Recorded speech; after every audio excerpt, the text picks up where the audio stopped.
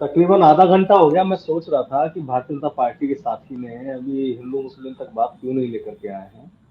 हालांकि आधा घंटा एक भारतीय जनता पार्टी के व्यक्ति का बिना हिंदू मुस्लिम के रुक जाए तो बहुत बड़ी बात है। तो शायद 29 मिनट हुए होंगे, 30 मिनट क्रॉस नहीं हो पाते इनसे। देखिए, पहले तो आप एक प्रबुद्ध पत्रकार हैं श्रुति, आप मुझे बताइए इन्होंने कौन सा ऐसा प्रपोजल ये लेकर के संसद या विधानसभाओं में लेकर के आए हैं जिसने, जहां पर विपक्ष ने इस चीज का विरोध किया हो आज तक। पिछले 8 9 साल से, 9 साल हो गए इसकी सरकार को केंद्र में। मैं केंद्र के हिसाब से चलता हूँ क्योंकि ये पूरे देश की समस्या है। ये कौन सी ऐसी प्रपोजल है, ऐसी कौन सी कमेटी इन्होंने बनाई जहां विपक्ष ने इनका विरोध किया। कांग्रेस के ही समय की हमारे दो की एक नीति चल रही जो आज तक चल रही है। उसके बाद ये ऐसा कौन सा योजना या कैसा कौन सी इन्होंने मुहिम चलाई जिससे जहां पर विपक्ष ने लोड़ा अटकाया हो। और ये मेरे साथी अभी बोल रहे थे कि एक विशेष वर्ग के 100 लोग, अरे भैया मेरे 52 है मेरे घर में, बहन भाई, ब्राह्मण हूं मैं। एक वर्ग वर्ग छोड़ दो और उस जमाने को छोड़ दो। इंडिया में हिंदुओं से ज्यादा फर्टिलिटी डाउन आज मुसलमानों की है। 2022 और 23 का जरा रिकॉर्ड चेक कर लिया करो। सिर्फ ये बोलने के लिए जो आप लोग आते हैं कि एक वर्ग विशेष, एक वर्ग विशेष, एक वर्ग विशेष, जिसमें आप लोगों ने इस देश को पूरा गर्त में डाल दिया है, उसको छोड़ के कुछ ढंग की चीजों पर भी चला करो आप। दूसरी बात मैं आपको बताऊं, देखो सुनती, अभी विनय भाई ने भी ये बात बोली, जिस देश में 45 वर्षों की हाईएस्ट बेरोजगारी हो, जिस देश का 80 करोड़ व्यक्ति, जिस देश के 80 करोड़ लोग 5 किलो राशन पे मोहताज हो, उस देश में एक कहीं ना कहीं आप समझ सकते हो, मैं ज्यादा उसको नहीं कहना चाहता कि क्या स्थितियां होंगी जनसंख्या के लिए।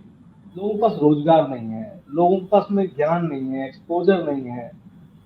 तो ये चीजें अगर ये कितना विकराल रूप ले लेंगी, देखिए मैंने शुरुआत में क्या बोला था, चाइना के लिए पॉपुलेशन फायदेमंद रही और इंडिया के लिए नुकसानदायक हो, क्योंकि चाइना से कंपैरिजन हम नहीं कर सकते। देखिए प्रॉब्लम क्या है कि जब हमें कुछ वैसे हमसे ज्यादा बेहतर चीज होती है हम पाकिस्तान से बराबरी करने लगते हैं।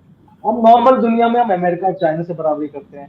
चाइना की इकोनॉमी और हमारी इकोनॉमी आप देख लीजिए, चाइना की पर कैपिटा और हमारी पर कैपिटा देख लीजिए, चाइना की लिटरेसी और हमारी लिटरेसी देख लीजिए। तो ये चीजें हम चाइना के बराबर में लेकर के आते हैं, हम लोगों को क्या दे रहे हैं। ये मूल बात ये है, देखो श्रुति, अगर आप ये सोचे कि चाइना की तरह से आप तानाशाही करके यहाँ पर तो ऐसी चीजें लाई लो यहाँ नहीं चलेगी। दुनिया की सबसे बड़ी डेमोक्रेसी है ये कंट्री। और अभी विनय भाई ने एक बात बोला कि नेहरू जी ने समाजवाद का, जो नेहरू जी ने एक पोषण किया, रसिया हम नहीं हो सकते सर, तानाशाह नहीं है हम लोग। रसिया में किसी के पास कोई कुछ चीज नहीं होती ना, चाइना है हम लोग। अगर समाजवाद ना होता तो आज इतना खुल के बातें ना कर रहे हो, तो रसिया में कोई चैनल इस तरह से बात नहीं करता।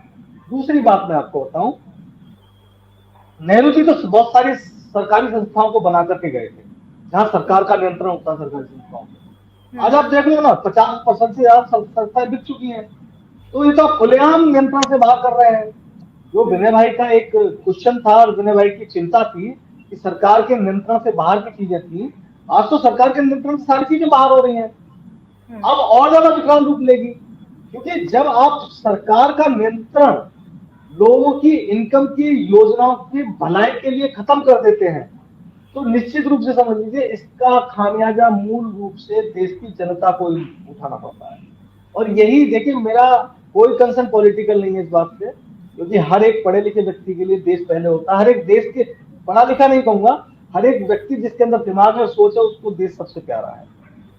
और देश में सब चीजें अच्छी बात ही चले, इसके लिए सरकार को ही प्रयास करने होते हैं। एक सुई का धागा पिरोने का काम सरकार ही करती है और सरकार को ही ये योजनाएं लानी पड़ेगी, सरकार को ये इम्प्लीमेंट करना पड़ेगा।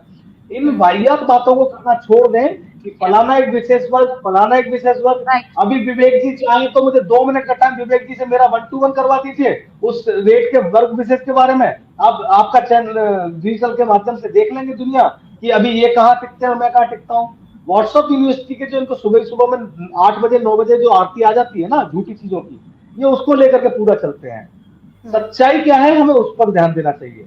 हम देश में एजुकेशन पे कितना, एक यूनिवर्सिटी 8-10 सालों में आप नहीं बना पाए, एक स्मार्ट सिटी आप नहीं दे पाए, 45 साल की हाईएस्ट आपने बेरोजगारी कर दी।